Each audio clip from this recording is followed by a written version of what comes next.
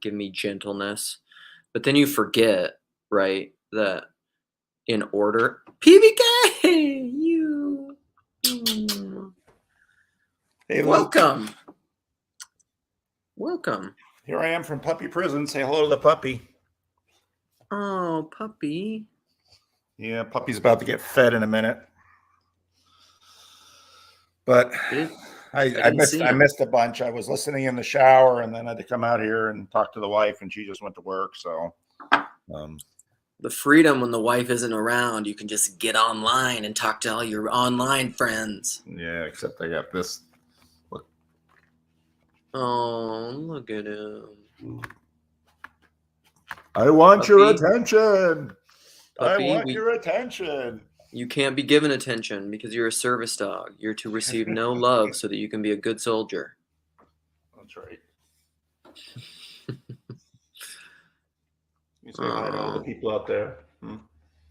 Yes. Puppy, I expected an automatic just add-on of like a bunch of views, a bunch of viewers. There's 25 now. Puppies and PVK, and it's just like boom, blow up. There's a great video out there with Keanu Reeves, just basically a pit of puppies. That's hilarious. That would bring puppies? People in. People love Keanu Reeves. There you go. All right. Well, Paul, what do you think about Christianity in America, Orthodoxy in America? What is America? Well, what is America?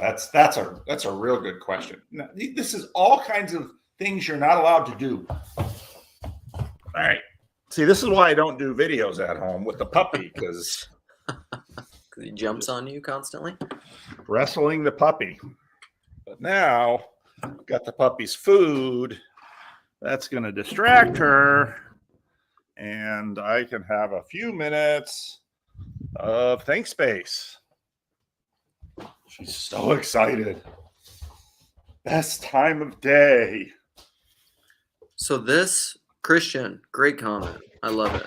You had me nodding yes at quote, Christianity has never taken deep root, but then that scales both ways. I like it. So, it's the funny thing about human beings is that we, here's the, you asked the question about LARPing, and I often answer the question with respect to why don't I become Orthodox? I'm Dutch Calvinist. Now I'm Dutch Calvinist 4 generations. What were we 5 or 6 generations ago? Were we Jews? How far back? And which we? So I've got my father's tree, I've got my mother's tree. And one of the things, so I was just with this Korean classis, and I'm always thinking about all the things I'm thinking about. And so we start devotions, and there's we're singing this one praise and worship song in Korean, and we sing 2 hymns that are in Korean, and then they have a report from Synod, and the delegate basically goes off on the whole same-sex marriage thing, and we have to, and so we as human beings are enormously colonizable. That's one of our, I'm spending all this time trying to train this dumb dog, and we can train, it's a very smart dog, but we can train dogs to an amazing degree, but we as human beings are totally renewable by the Spirit. And if there's anything that we should learn from the growth of the church in the Roman Empire, is that God's Spirit can, just like Jesus says, God can raise children of Abraham out of the stones. So I think on one hand, it is true that Orthodoxy in America, especially for a while with converts, will be a LARP.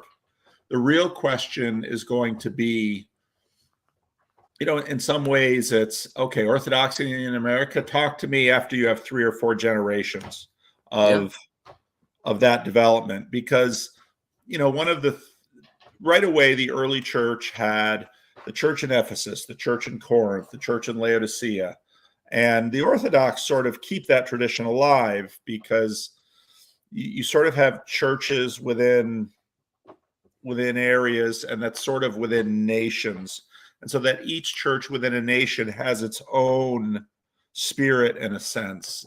So Richard Rowland said something about Orthodoxy in America, which was very ambitious, but at the same time, fairly true in terms of, talk to me in 200 years.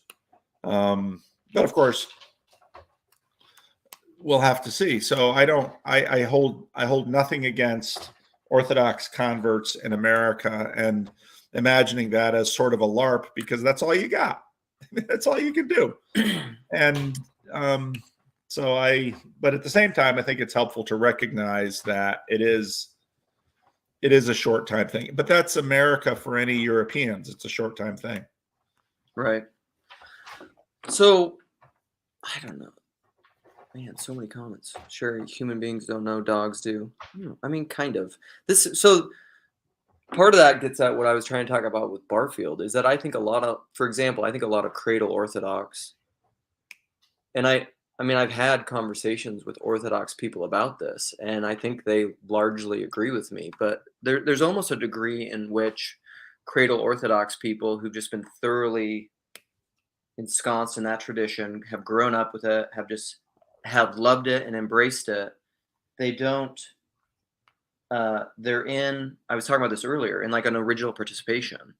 They don't know anything else. In a way, they can't have the fullness of the Tim Shell he mayest of choosing it, because they haven't fallen away from it.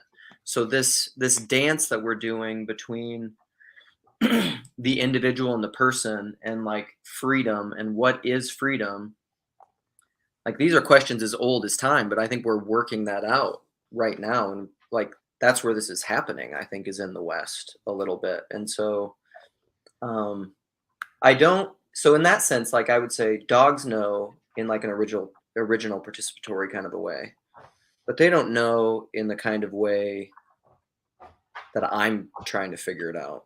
Yeah. I mean, it's a different thing. A lot of people, freak out about deconstruction and deconversion. Now, I'm not going to say that for some people isn't a path to hell. Yeah, for sure. But for many people, it is a process from original participation towards final participation. Yeah. Because it is a process of making it their own. Now, those who can, let's say, return back to their native church, let's call it, certainly have an advantage. I know from how many conversations with people around the world that, when they say to me things like, I just can't get my mind around the resurrection. Yeah, I get that. And I, in some ways, don't have that problem, because I can't remember a time in which the resurrection wasn't a part of my worldview. So, but yet there is a view of the resurrection, and you see this with converts. Converts have a particular zeal, a particular knowledge that cradle Christians don't, and so there's trade-offs on both sides, and I think this is where God calls us, and we're finally His, and He, hate to quote Romans 9, but what does the pot have to say to the potter? Yes. I really want to encourage you to watch that thing with Jordan Daniel Wood, because he talks about it in a technical. You've heard me say all my things about that. I watched your sermon, by the way.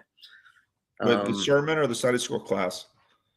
The Sunday school class, I guess. Yeah. I should watch the sermon too, but yeah, Nate said this. So like even the resurrection, this is what I would, without going down the Calvinism track, but the resurrection is one of those things that I think you can believe. You can believe in a same, like as I would believe the creed, and this is what I was saying in the last live stream, as a symbol of the faith. It is this simultaneously emanating and emerging thing.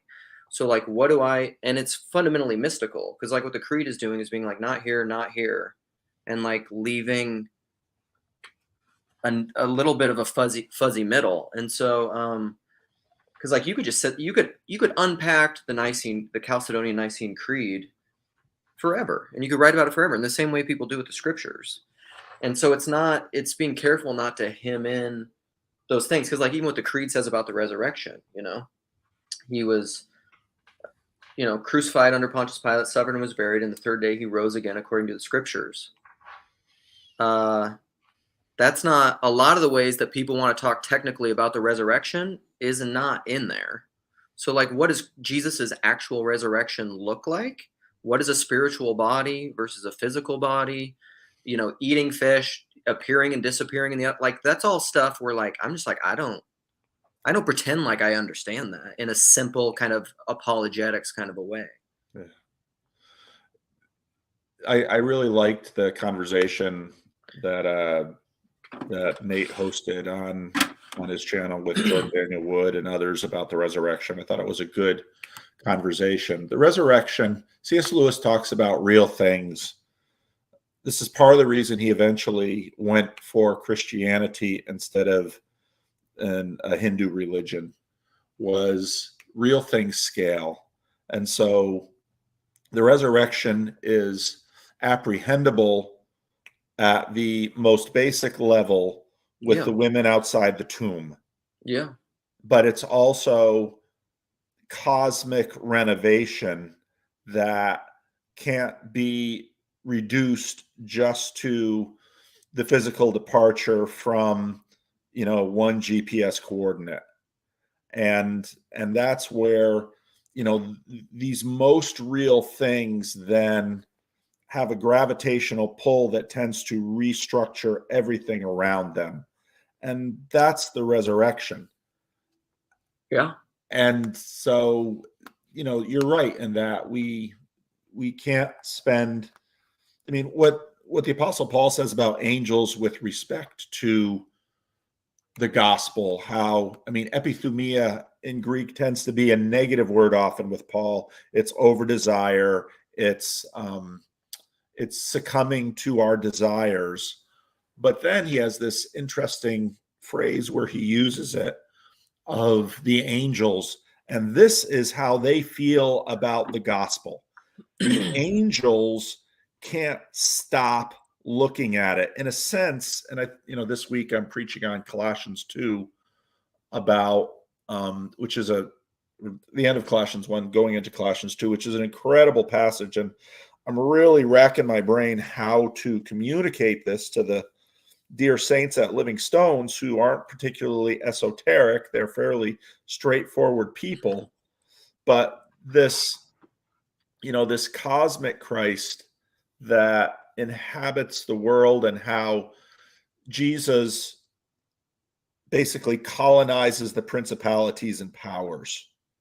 And this is what we've seen in history since the resurrection, that Jesus has slowly been colonizing the principalities and powers. When Eric Weinstein was having his conversation with Ross Douthat about, I think Jesus would get memed to death. And it's like, you don't understand. Jesus has been owning the memes for 2,000 years. And even the other religions via secularity have been so impacted by Jesus and by the resurrection that if you have eyes to see, you can really see how, in fact, the resurrection has been retooling the principalities and powers for 2,000 years. Now, it's not complete, but that process is well underway, and it's going to reach a culmination.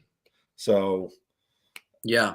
But again, if I talk like this, to people in church, they know me and they trust me, and so they'll just kind of do this. But one of the most important parts of Sunday is the Freddie and Paul show. If Nancy's there, when Nancy gives her sermon review, because it's super important, because I get to hear what Nancy heard. And usually it's, it's tremendously humbling as a preacher, because it's like, I didn't communicate at all. Maybe Nancy speaks my language. Well, maybe I could talk and Nancy would just like ball shows out there to see. But this is where, the sacramentalists have a real point in the Eucharist. Yeah. That, someone who is not terribly mystical, not terribly esoteric, very basic and unsophisticated Christian, let's say, which should by no means be any kind of slight against anyone, they appropriate Christ via the sacrament directly. And it's all us thinky talky, big frontal lobe people that sort of, have this mess. Yeah. Somebody was asking what Larping is, which I barely know, so I'm putting it in here. Well, LARPing Jason, is until you make it. Would I be allowed to speak at your church, Paul? Oh gosh, I don't know that my church would have any concept of what to do with you, Luke. I don't know that I've ever been allowed to speak at any church. Yeah, I don't know. Yeah, I don't know. I had the thought the other day and I sent it to Sam. He never responded to it or got back to me, but I was like, maybe the truest American Christian expression is the charismatic Pentecostals, the kind of like, what is, if I try to really think about, true American culture and true American music, and stuff that we're doing, like there's some kind of bluegrass music, blues.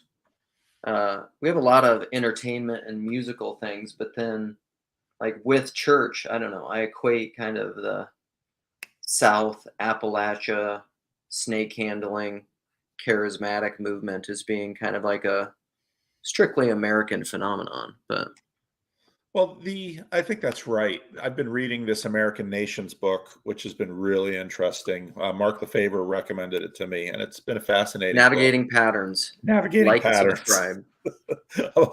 Approved by Matthew Peugeot. Yeah, absolutely.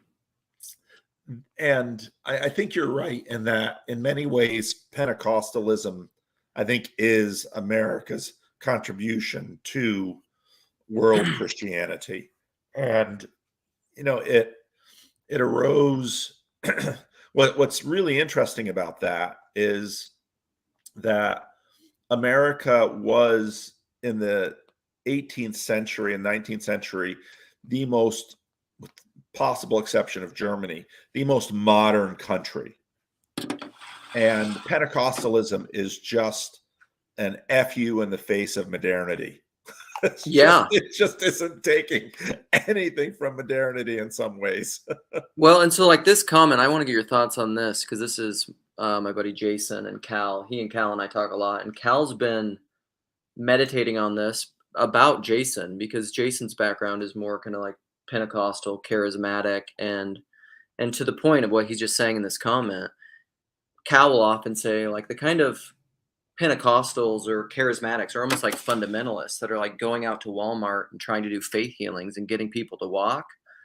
Like those people believe it. Like they're just not sitting around in white towers talking about it, and they maybe, and like even your thing on Bethel, not Bethel, but and praying for the baby, and like it didn't happen, but there's something, that kind of super radical faith. I mean, I resonate with it. Like it's back in my like Way of the Master street evangelism days. Yeah. Like I'm that guy. So no, that's right. And it's very American, and it's certainly Christian. It's like all so in some ways Christ plays in 10,000 places, but he's in some ways like this Horcrux that is distributed, and it's only at moments in time. I love this vision that I got from Keller, who got it from one of his teachers at Gordon Conwell, of what happens in revival is sort of with Voltron, all the lions come together, and it's liturgical, it's sacramental, it's Pentecostal, it's all of the things of Christianity sort of merge together, and that's when, you know, the church just takes this great leap forward. And you know, it's incredible the way the Spirit has decided to manage the church in time. That's how the church grows, and I think that's connected to me with what Lewis says about life in this age. We don't, when I read the Gospels, I hear that this current age can't fully contain Christ.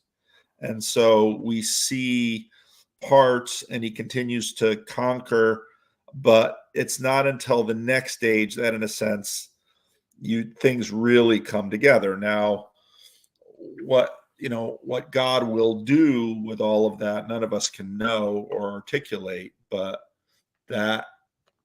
And so when you ask, you know, what is kind of authentic American Christianity? Well, Pentecostalism. But of course, Christ has been weaving his church together, you know, started with, obviously, with the fabric of Israel, and then wove the Greco-Roman culture in. And every time Christianity goes into a new place, you can look, select areas, you can go back through this. There was puppy action. Every time Christianity crosses a new cultural boundary, it starts to conquer. But yet all of this is still very much in process. Right. And it has to conquer, and maybe it conquers by force initially, but then we all have to get to that point of freedom where we, you know, the he mayest, all the way down to the person, where, like, for that to be full or real or completely actualized, the Christ in me, like, I have to acquiesce or submit or agree to that. You know, that's part of what the fullness of that thing is, I think.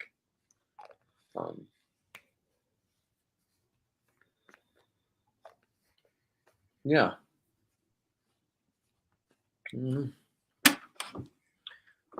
Well, okay. What else? We got comments. I appreciate, sounds like PVK should talk to Chris Green about Pentecostalism. That would be a fun one. Have you talked to Chris yet? I haven't talked to Chris yet, no. I mean, this puppy just sort of ran a truck through my channel. Yeah, your content has gone down. I was waiting. Sometimes I know that you sometimes Sam is the true American Christian.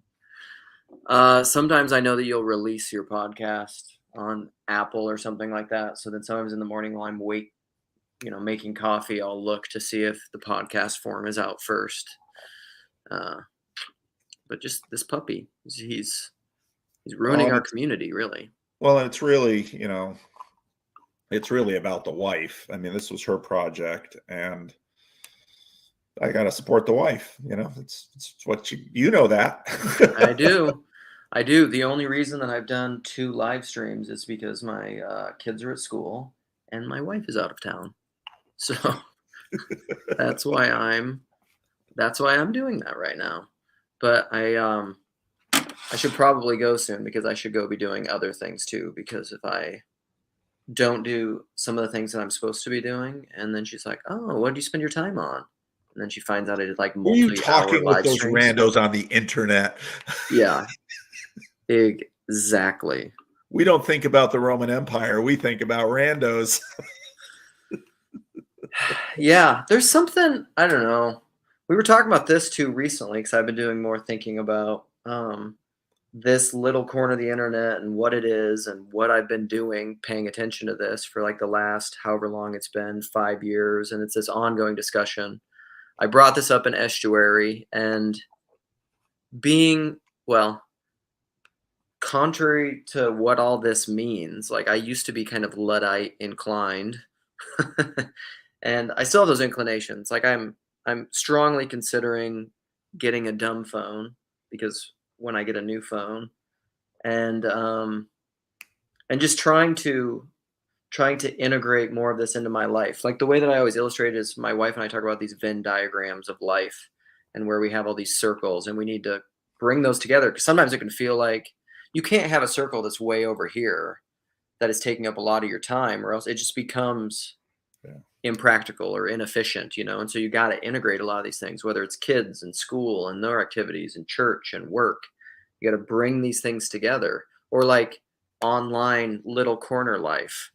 If that becomes an increasingly big thing and it's not somehow integrated into all the other circles, like it doesn't work. And so I don't know exactly what this is. I don't know what it means for me going forward. I'm going to be an empty nester in 6 years. Like what should I do? What are these? Do I have skills? What are skills? What is this? I don't want to do chemistry. I know that. So. Well, it's interesting how right from the start, a big part of this movement has been about men. And some of the first, sorry, ladies, I'm not excluding you in any way, but some of the first Jordan Peterson meetups I did were men saying, I need somebody to talk about this stuff with, and I can't find anyone. And that, of course, the internet is perfectly tailored for that. Another thing I've been thinking about lately, even though, I'm not moving away from any of the things that I said. I talk about the priority of in-person, et cetera, et cetera. The church also has, somebody mentioned earlier, so the Catholic faith sort of has the, it's not national, which is a super helpful aspect of the Catholic faith, whereas the other, and so what the church is always trying to do are transcend these borders in a healthy way. And I think perhaps in some way the internet and this little corner is an expression of transcendence. We are deeply ecumenical, I think, in the healthiest way that I've ever participated in. We are deeply missional in, again, I think the healthiest way I've ever participated in. And so, we, all of us thinky talky people, we do the thinky talky stuff because we're trying to wrap our minds around the real things that we're experiencing. And so I think this little corner is a very real thing. And I think it's good to have those. I can't spend all my time with randos on the internet. I have to keep priority for local church, local estuary, local friends. But this also has a place and is an important thing. And depending on where people are at in terms of what they have locally, I mean, here's Sam. So there you are. Depending, and I think Sam's a great example of this because, I mean, anybody's a stakeholder in this corner, it's Sam. But Sam has struggles with. What is the deal? I love how Sam is just like telling us to pause. He's just like, you guys don't speak while I figure this out. Sorry, my headphones weren't plugged in. But anyway. I think Sam, is a great example of, I think, what we all are in some ways, because I started making videos because I needed something more than what I was getting locally. And that isn't to say anything about the saints at Living Stones, but I do different things than they do, and I need that. And so this affords us a degree of transcendence, and I think it's good. I like that Yeah. you call the people in your church saints. They are. That's what the New Testament calls them. I like that. They're a messy bunch, but they're saints. And that's why, the Freddie and Paul show is sometimes just absolutely unwatchable, which is why Rick brought the 10-minute hourglass in. But it's a vital part of the channel because, again, a whole bunch of us need to make sense with all this stuff up here, but they are all working it out on the ground, very real way. And the unbearable lightness of being. You got to have that levity. You got to have that silliness. You got to have the, whatever. Because that's true. You guys know that about me. I like the playfulness. I like the silliness. Like if it's all just straight, it starts to feel like, I don't know, borderline. Sorry, forgive me for this term, but borderline autistic. If it's just like too intellectual all the time, it's I start to feel like we're just like AI philosophy theology robots, that are just trying to figure this stuff out. And I'm just like, can we have fun? And also like the whole Randos thing, the whole thing with your channel, it's the personal stories, it's the testimonies. That's the heart of the whole thing. Yeah. Like it's just the thought group. That's a question in our local estuary, because we've had some people come in who are not really familiar with this little corner, and then they just show up in the estuary and there's a lot of in-speak and there's a lot of context they don't get, and then they're just like, and that's because that's something where I'm trying to figure out in the local estuary. It's just like, what is this? Because for me, and back to the Men's Illumin conference, like I value that. I value that very deep, transparent, heart kind of conversation stuff. Like that to me is essential, and it's really important. Like that's a circle of my Venn diagram that I definitely want to increasingly pay attention to. The merely thinky talky stuff I don't really care about, Like I want to talk to people that I've had ongoing relationship with, and like I love talking about Sam about the Trinity and whatever, because we've have such a long history and context that a lot of the conversations that we can have about that intellectually I can't have with other people. But yet I also like talking to you because I know you and I know aspects about your life, and we've become friends, and so that's a huge part of that.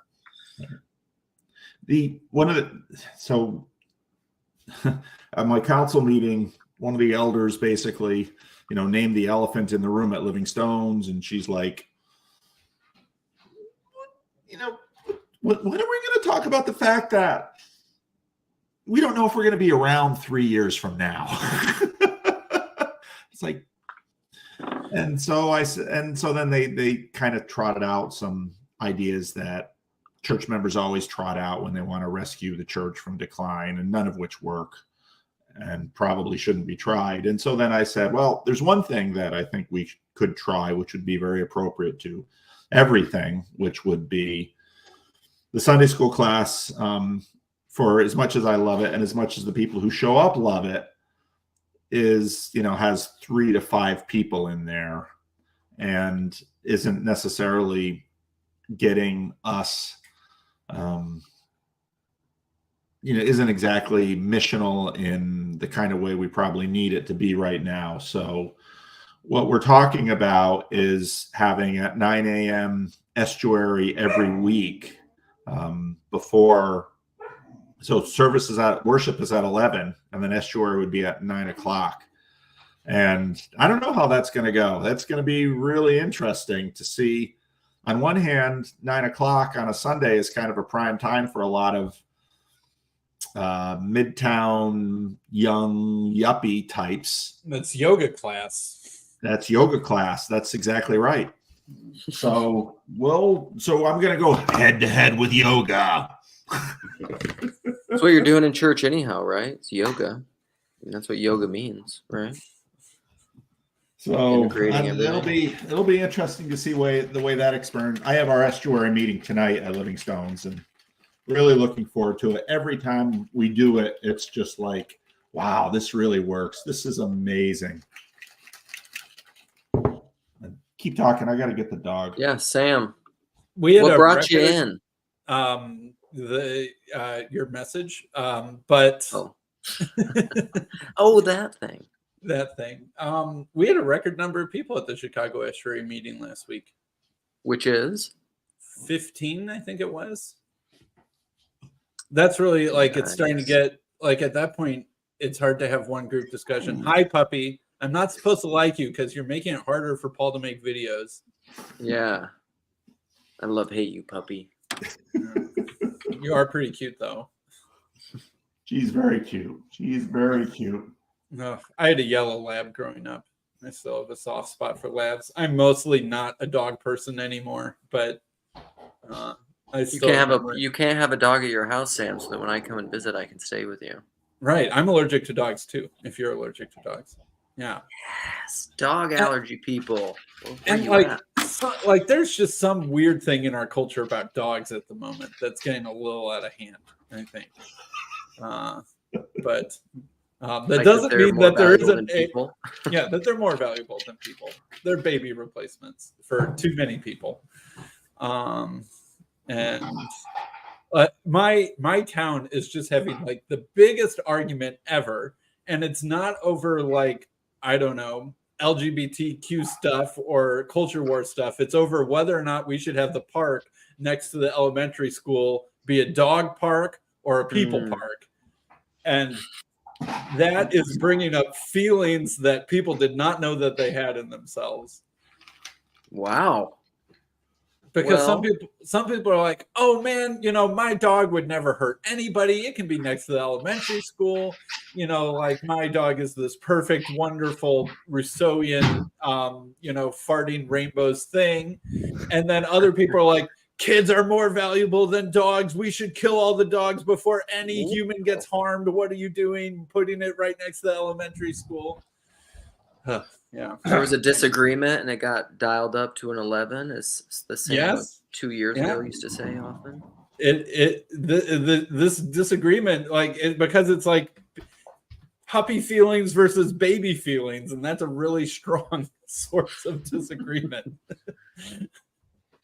And you can't do both of them together. There's no neutrality because the dogs can potentially bite the children, and the children will step in the poop. I don't want to reveal which side I'm on. I am an elected school board member, so I have to have some amount of neutrality and perspective. But this is the biggest thing that the school board's dealing with at the moment is the dog park.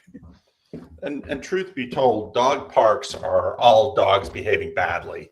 Part of the agreement with this puppy is no dog parks. Oh man, one of my beefs with pets is it's not so much the service animal thing. If it's a legit service animal, I can understand that, but it's the emotional support animals that people get to like take into airports and on airplanes and into like every store in the world, and they try and they get awfully litigious or threaten being litigious if you say like, if you had the courage to maybe say like, maybe you don't have the right to bring your dog everywhere. Room here. And that's exactly what's going on. Yeah. Well, Sam, see how good of a politician you are. See if Hank wants to elect you to a higher body. Hank will be my political promo man.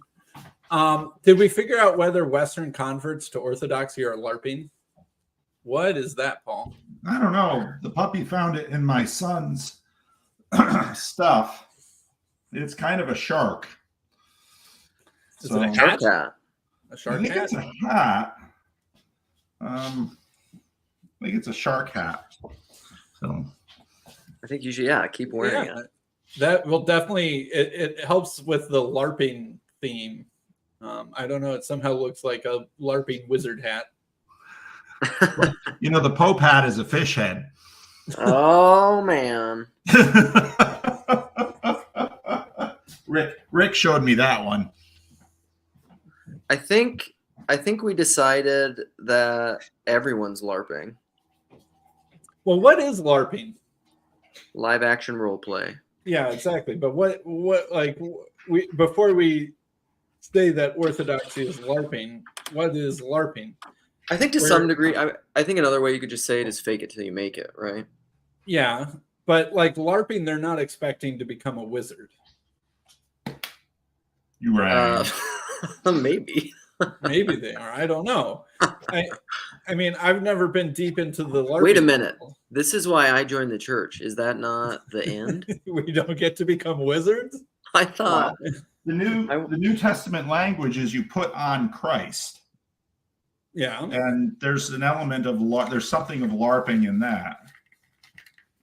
You put on Christ. And that's putting on a mask, putting on vestments, playing a role. Yeah, playing a role. You could almost say it's like when C.S. Lewis talks about, acting like you love someone. If you don't love someone, start acting like you love them, and then you'll find yourself that eventually you will love them. I think it's like that. It's behaving in a way that, somewhat it's what it is a subsidiary focal integration. It's Michael Polanyi. It's focal integration. Classic TLC thinky talky move there.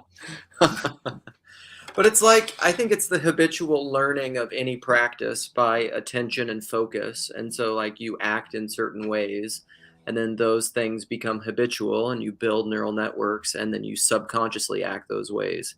It's like saying a prayer over and over and over, the Jesus prayer, and then pretty soon you're doing it unconsciously and you're praying without ceasing.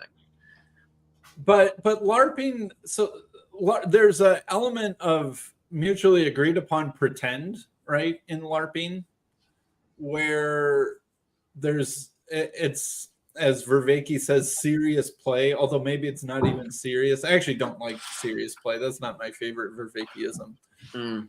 But serious not serious play. But there's something about LARPing where everyone knows it's not real, but is agreeing to act as if it's real. But don't you think part of that, though, is the balance of becoming and being? Or it's like it's playing house when you're a little kid. Yeah. And then, but there's a question of like, why is it that adults are doing this playing with each other? And like this sort of weird extended juvenilization of humanity or something like that. Like, yeah, I play with my kids all the time, and it doesn't take very much to set up a pretend world with them. They almost do it just like automatically. But like when people are LARPing or going to Comic-Con or something like that, no one thinks Spider-Man exists or that you can become Spider-Man or whoever. There's sort of like this self-acknowledged gap between what you're doing and what could actually be real. But don't you think that's kind of changing? I mean, we have furries. Yeah, it is supposedly getting weirder. So maybe it's the Orthodox are just furries. I mean, Paul currently has a shark hat on, so make it that what you will. Oh man, no fur here. Sharks don't have fur. Yeah. You convert to Eastern Orthodoxy and start to grow a beard and long hair and change your name to Vladimir to make it right. Yeah, I mean, that's what I was talking about with like the romanticism and the fetishization of whatever strand of Orthodoxy you're coming out of, which isn't what American Orthodoxy is going to be. Mm-hmm. I mean, part of that is like we're figuring that out. Because if you're converting to American Orthodoxy, you probably shouldn't get Vladimir as a name. You should get like George or William or John or something like that. And like, or Muhammad, Sam, you ethnocentric. Yeah. Well, I mean ethnocentric. That's part of what I'm saying is that each of the different branches of Orthodoxy are ethnocentric, and that it's a little bit weird to convert to Russian Orthodoxy in your nice, cozy American suburb and suddenly think that your name is Vladimir. Like that is kind of LARPy in a way that I think is not like going to lead to an integrated self. They let you guys have cameras. I'm beginning to question YouTube's quality control standards. Jed, I love you. Now I need 2 compliments from you so that I feel better about myself. Even Roarcore bishops are speaking out against this.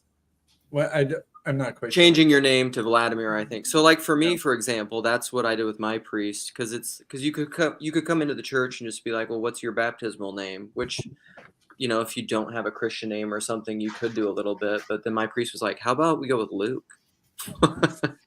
You know.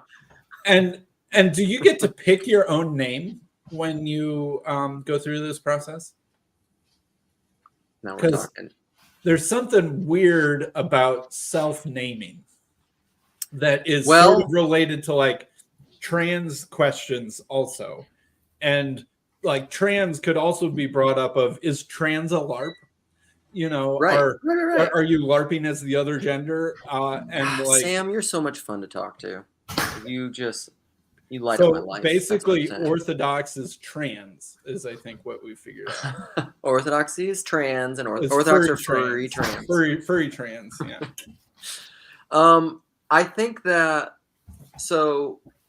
I'll just jump to the end of where my intuition goes, and then we can work our way back, which is the Whitestone name is self-naming.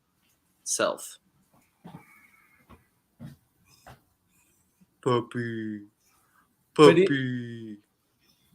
Explain what you mean by that. So do we get to pick our Whitestone name? Yeah, but hasn't our Whitestone name been written since like, you know, before the foundation of the world or something? Yes. Huh, yeah. And so we'll eventually become the person who would pick the thing that was always true of us or something? It's like, so again, I'm going to pump and promote that Jordan Daniel Wood one combo in 4 parts, but he talks about this particularly in the 3rd one when they're talking about determinism and Calvinism and Arminianism and freedom and free will and what all those means. And it's this contrast and this binary between the ability to choose or the ability to do otherwise. What is he? I'm going to look up, because he sets this up as a contrast of these 2 different things. And I made the comment, so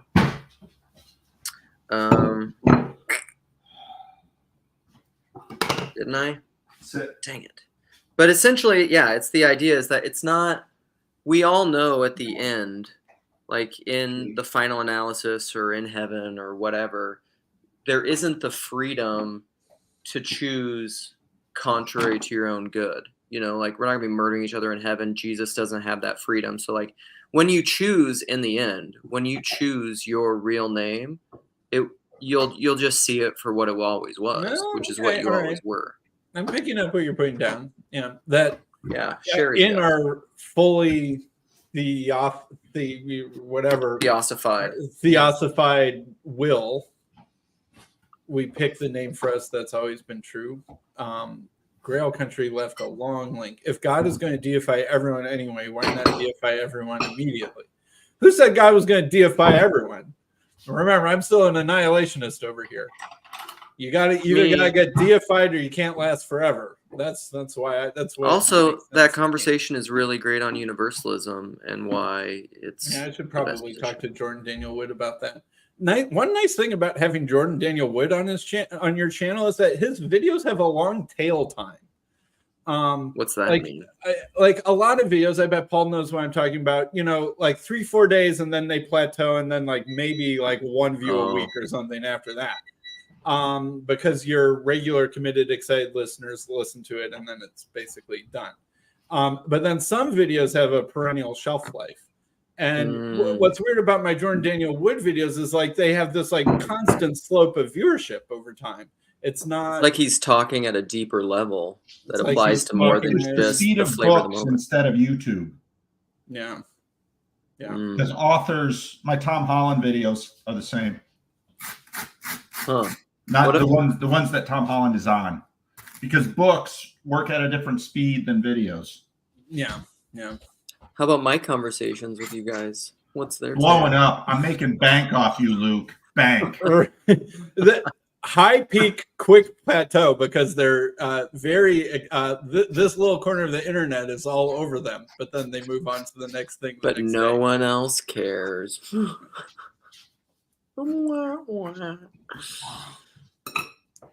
Okay. I should go.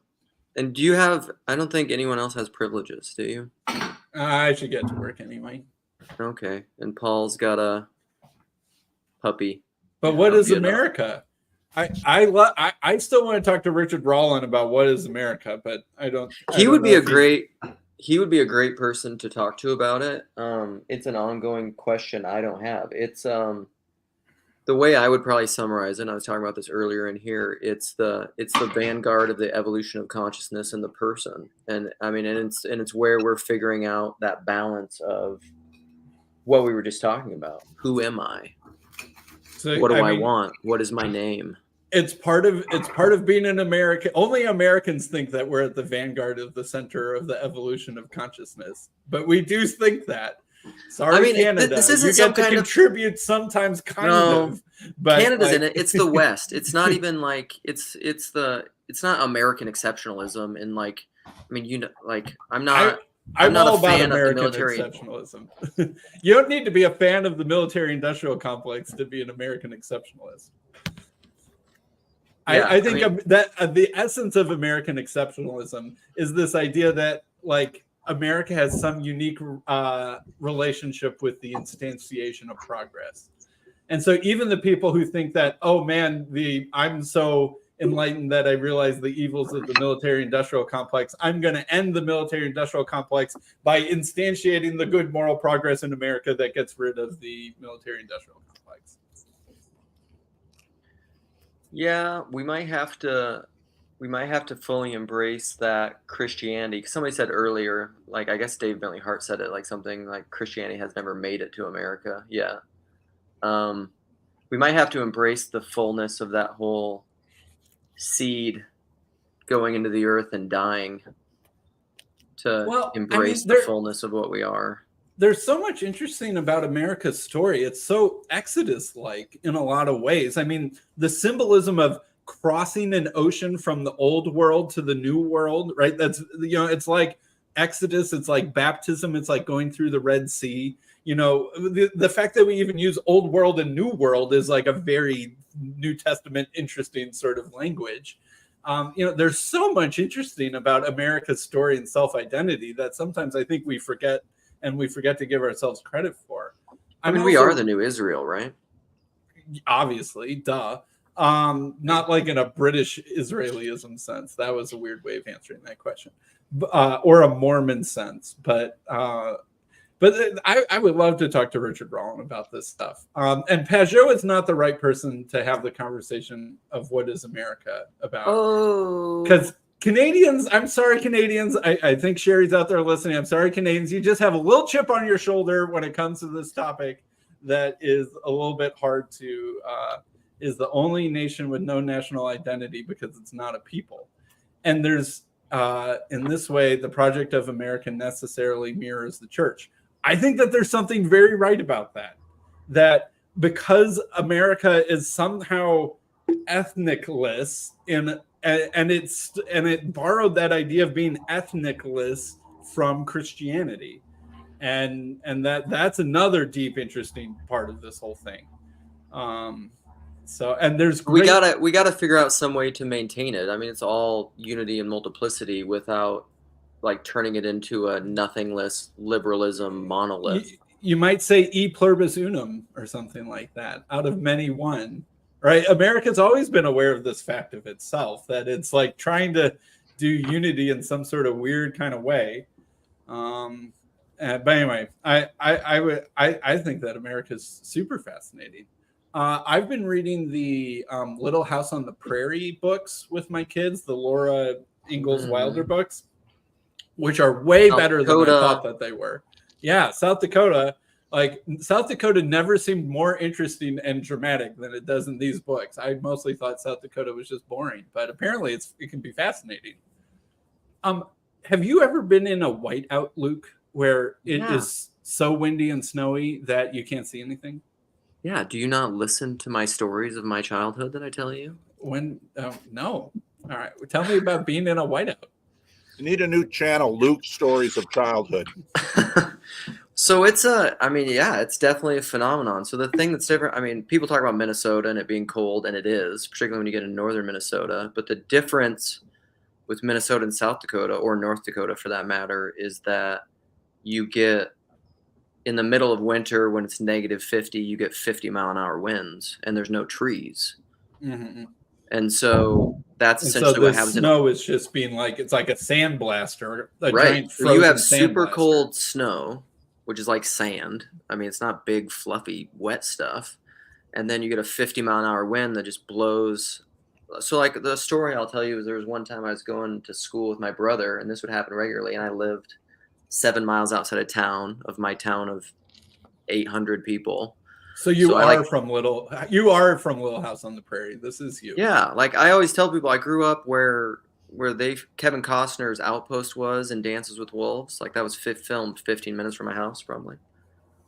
That's like what it looked like out my front door. You couldn't see a house from my house. And so we were driving to town, and we had a 1979 98 Oldsmobile, which had a 402 in it. It was awesome. It was a big and you wonder what America is? This is America, driving around South Dakota in an Oldsmobile with an engine that is way bigger than it has any right to be. You know, right? And this was like in the 90s. It was a 79. My parents bought it. I grew up really poor. My parents bought it as the family car when it had 200,000 miles. Every one of the kids drove it. I drove it up until I bought my first car. I don't know. It probably had over 400,000 miles on it, and we abused it too. And it worked. So it was awesome. So we were driving to town in the middle of winter one day, and what happens in that kind of weather is you get these giant like snow drifts that can get like 30 foot high. Like they'll cover a barn. We used to like tunnel into them and build like snow caves and stuff. But we would be going to town, and so the snow would blow over the road, and you'd get all these drifts, just periodic drifts, and you'd try to get up enough momentum in between the drifts on the gravel so that you could hit the drift and blow through it and try to make it to school, you know?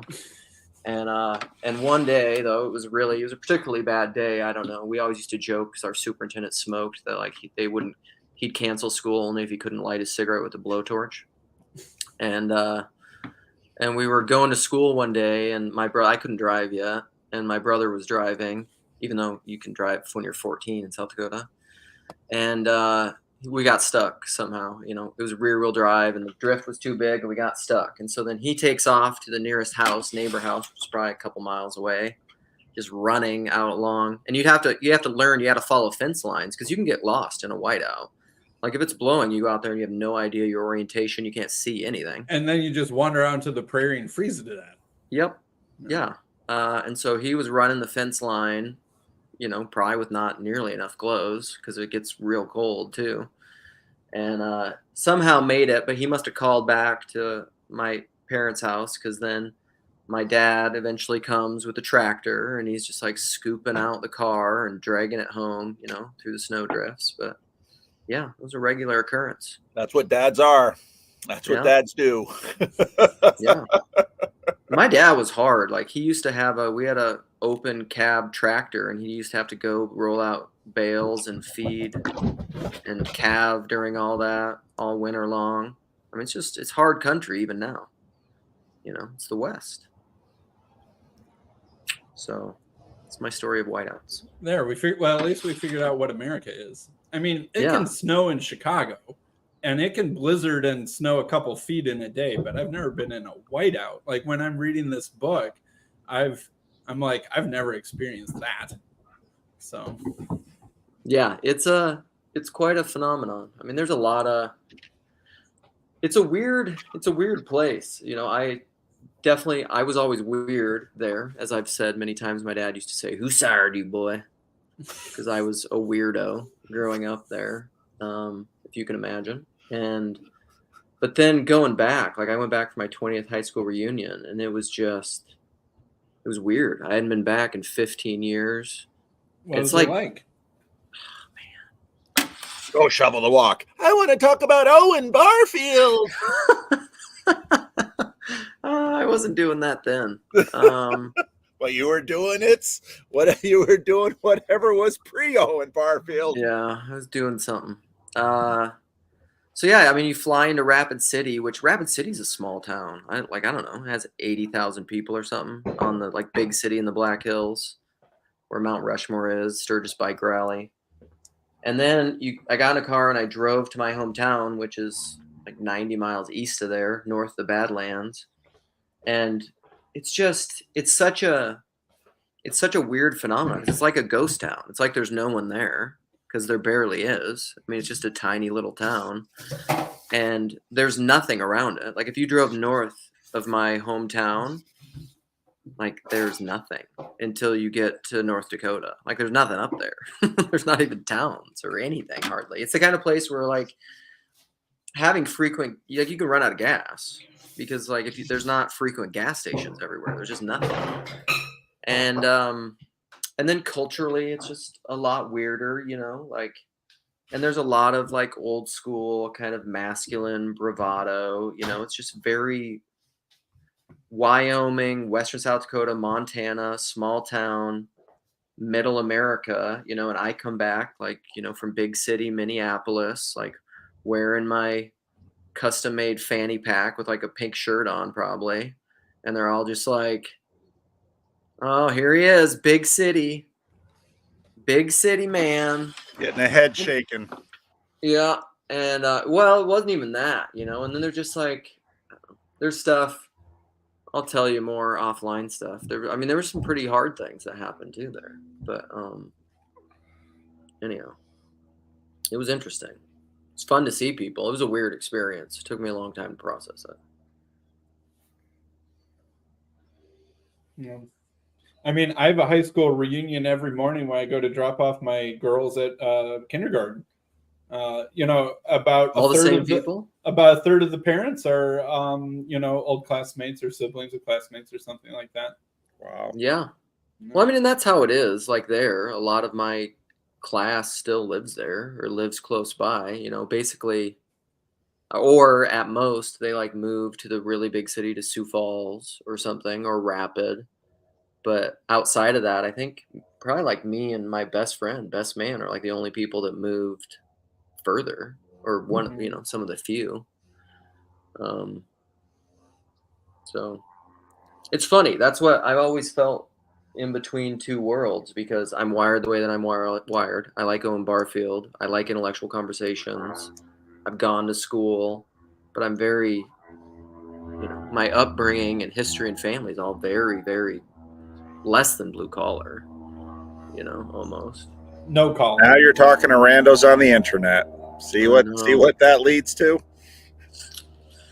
I know. The super Paul, I called you in the last live stream. I called you the super hot it girl, because I was talking about the origins of Randos United and how we had to all start talking to ourselves because the hot girl was too busy to talk to us. Well, that's why the puppy is sent from God, so that y'all don't become too dependent on me. You know, that's why I'll never be the leader Jacob wants me to be.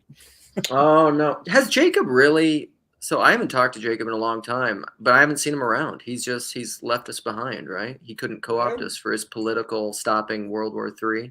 His attention is slightly off, but it's not gone. He's still Jacob being Jacob, does his, you know, Hebrew Bible study, and we'll be back in the center of his focus of attention soon enough. Exactly. He can't quit us. He can't. You'd be surprised how many people circle around and come back. You see it in the comment section all the time. We're a hard habit to break. It's true. I think because it is hard. It's hard to find community like this. Like if I wanna have conversations and tell people what I really think, because I have that phenomenon happen, or that experience where I'll start a conversation with somebody and I can tell pretty quick where I'm just like, you don't really want to know what I think about this. like you don't want me to give you my honest opinions. I think we're like family. We don't want to know either, but we still listen. I think part of what the difficulty with my last church was not even just Trinity things, but like it's hard for me to communicate theologically at the level that I want to with people outside the little corner of the internet. And and I think I just sounded really weird. And that, and can combine that with the Trinity thing, and like it was just hard for me to say like what I wanted to say without sounding just like a complete fish out of water. And so that just like raises a bunch of low openness red flags in the sorts of people who tend to be on the elder board of churches and that sort of thing. So I don't think it was just Trinity stuff. I think it was also all of this weird sort of whatever you want to call it, confessionalism, institutions. That was a good video. You guys, that was a great video. I love that video, and I want to try to figure out how to weave that video into my denominational stuff, because what you guys talked about, my denomination has to really think about and ponder, because it's not just you two. No, it's all over the place, and that's part of why I'm excited about trying Estuary on Sunday morning, followed by worship. Is I sort of think that's the proper process. I think that's where the curious, you start with. So I mentioned briefly in the video I did on the Holy Post, this piece where someone basically does a quick review of the de-churching video and says, all this thinky talky stuff, it's all about belonging. And belonging is first. Believing and behaving follow belonging, but how the church deals with those three is super hard. Here you go, Paul. This is part 1 of that Jordan Daniel Wood talk. Oh, okay.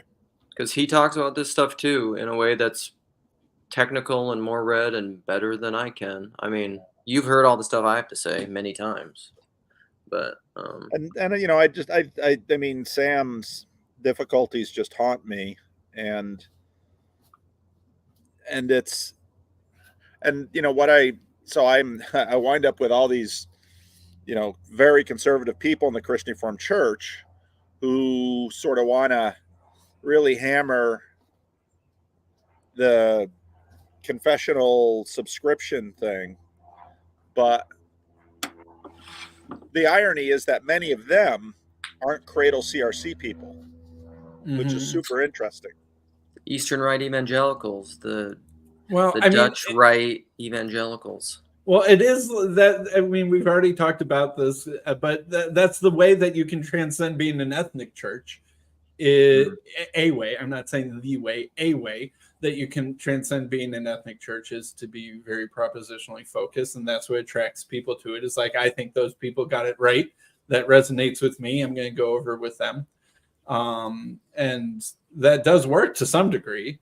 But you're kicking up against the goads of your residual Dutchness and your wooden shoes and that sort of thing. Maybe that's why, because I have, this, I won't name them because they very much want to be off the internet people, but they come to Living Stones, and he kind of took me to task. He says, you really got to work a lot harder on this confessionality thing in terms of, because they don't fit into any box, but they're at Living Stones every week, and they're working the belonging aspect, and confessionally, they're not close. But Living Stones in many ways doesn't care. I mean, it's like when the one deacon was like, can't we make Rick a deacon? I said, he's got to be baptized first. I mean, I'm really flexible, but I'm not going to have a deacon in the church who isn't baptized. So Rick, if you're listening, let's get you baptized, man. We can do this. We're not Orthodox. We're Protestants. I'll get it done fast.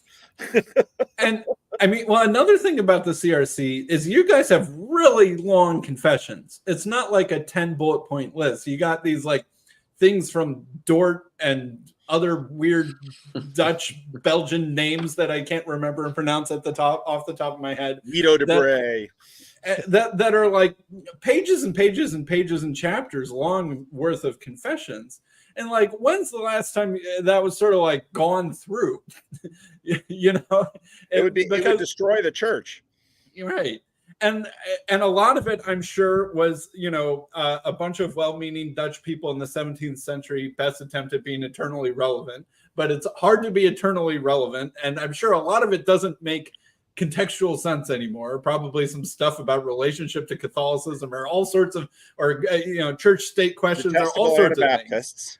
The detestable Anabaptists, even though you're surrounded by Anabaptists, and that doesn't mean what it used to mean. And like all of that sort of thing is, and I've said this, I say this in the comment section about once a week, but I think that the real thing is hell. I think that the real test and the real confessional question, and Luke loves this question, of course, will be the question of hell. And is actually the church a way of, you know, saving you and you're altering your eternal destiny? Or is it a social construction project for the present age only? Well, this is my 3 causes that I listed again in the Holy Post video. You've got liberationist social justice people, you've got conservative social justice people, and you have evangelical salvationism. And these are sort of the 3 causes right now that are both broadly in the culture and in the church. And these are the tensions, because many people have multiple, some even all 3. I probably have all 3, but it all depends on the order that you stack them with respect to the question, what is church? Mm-hmm. I was thinking about doing a video on that today, especially with respect to Russell Brand. But I haven't done a Russell Brand video yet. Luke, what do you think of all the Russell Brand business? Because I know in general you kind of like Russell Brand. Yeah, I do. I think as far as the allegations, or all of it, any of it, pick your slice of pie. I like it when Luke's wife goes away for work. I like like what he's trying to do with his project politically and globally, and being free and speaking truth to power, however you want to say it, follow the money. I think it's great. I mean, a lot of that stuff that I think he's talking about is spot on. You know, I think it's really interesting. I guess RFK talked about this, but like, this is on YouTube, who cares? But Blackstone, State Street, and all those, like, going to be owning 60% of the single family homes in America in 6 years. Like, that's probably an important thing for people to know. When it crashes, they'll sell out. Yeah, maybe. Yeah, I don't know. I don't know how that will all play out, but it's just, that stuff's interesting. The allegations, I mean, it seems, no doubt, the dude did. I think he's a good guy largely, even back when he was being a bad boy. Like, that guy was still in there. He was an addict. He was in a lot of pain. I mean, he's talked about those things. He was just a sex addict. You can't have that sort of throughput without having done some pretty allegation-worthy Yeah, for sure. So, like, at some point in there with drugs and that much sex, I'm sure he did some questionable at best things, you know, like, what's the detail of all of it? You know, I don't know. Yeah. It definitely seems like he's trying to be silenced in some regard. That's the thing that seems the weirdest to me, is like just the sudden coordinated use of these things, like, because they were true the whole time, and obviously, and we still have no, I don't know, sense of forgiveness or redemption in our current court of public opinion. But what seems really creepy to me is that it was so blatantly obvious that this is some sort of hit job of someone trying to get rid of him, that either the person calling the hit and the apparatus that's able to do the hitting is getting sloppy at showing itself, or it's so confident in itself that it doesn't care. about being revealed, and that either of those two things are a little scary. And like that, it can ask the UK government, who's currently mostly controlled by conservatives, to just like, hey, send an email to Rumble and ask them to take him down. You know, like how does that even happen? Like, does George Soros just like pick up the phone and like, you know, like call some room of people and tell them to do this? Like, it's so, but something like that, you know, whether or not it's George Soros, I have no idea, but something like that is happening, and it's weird. I think they're trying to, if all that stuff is true and whatever's going on, they're trying. Yeah, I don't think they even care at this point if they get found out, because it's probably inevitable, and if there's going to be a collapse, which there will. I mean, it's Babel. You can't centralize stuff to a certain degree without it collapsing. I mean, that's just what happens. And so if it is going to collapse and it's going to be some sort of global economic collapse, they're probably just, you know, eking out as much as they can. You got to silent dissenters, you know. And also, you shouldn't rape women. So that's my hot take. Glad we put that in the video, because it was unclear for a minute. Mm-hmm. And okay, so let's say no rapist should be allowed to have a YouTube channel. Right. So, and how about mobsters? How about murderers? Okay, how about the Taliban? Okay, and should no one even accused of rape, even credibly accused but not yet convicted, should be allowed to have a YouTube channel? Is there a statute of limitations? Is there a blackout period? Is there a path back to having a YouTube channel? Right. You know, like the connection between, okay, Russell Brand did awful things in the mid to late 2000s, therefore Rumble needs to take him down now. Like that's not an obvious thing at all. You know, so like, and the BBC didn't feel any pressure when he was doing it. Right. And the fact that we kind of just let that pass, like, oh, well, maybe if enough of these accusations were credible, he should be demonetized. Like, that is not an obvious connection in any case. And what's with the demonetization thing? Why didn't YouTube just take him down? Right. You know, so Alex Jones gets taken down. We're just going to demonetize you. So listen, that's the blunt tool of mammon. That's what you got. Take away the money. It's kind of talk to get Grizz to join.